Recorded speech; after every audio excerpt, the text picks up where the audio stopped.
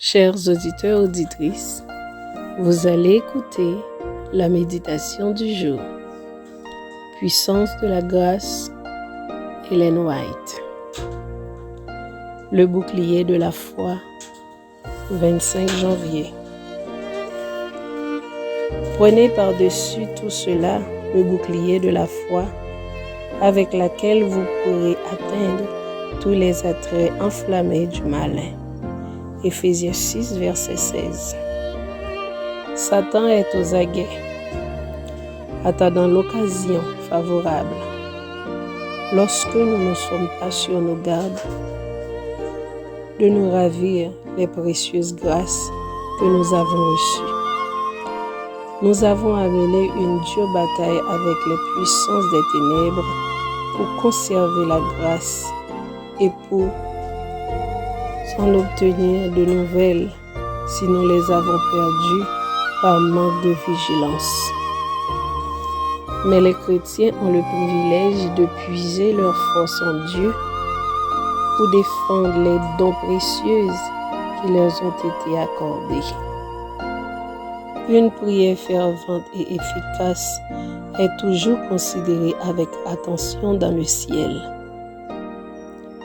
Si les serviteurs du Christ se protègent du bouclier de la foi et vont à la guerre avec l'épée de l'esprit, le camp de l'ennemi est en danger.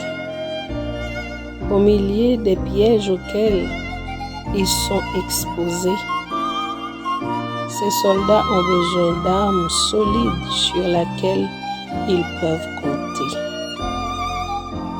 En cette époque corrompue, beaucoup d'entre eux ont une si petite provision de la grâce de Dieu qu'en de maintes occasions, leur défense est réduite à néant par le premier assaut.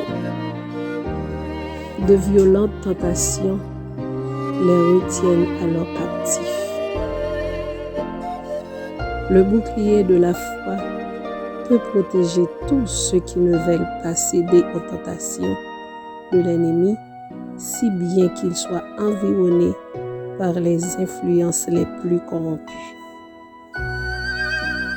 Par des principes fermes et une confiance résolue en Dieu, leur vertu et leur noblesse de caractère luiront. Et si le mal les entoure, aucune souillure ne ténira leur beauté morale et leur intégrité. Le mal doit être subjugué par la foi. Ceux qui entreprennent le combat comprendront la nécessité de revertir l'amour entière fourni par Dieu.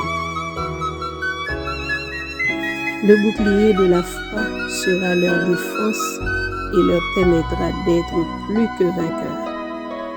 Rien d'autre ne prévaudra que cette foi dans le Dieu des armées et l'obéissance à ses commandements. De grandes troupes privées de ces armées ne serviront à rien dans le dernier grand conflit sans la foi. Une armée d'anges ne serait d'aucun secours.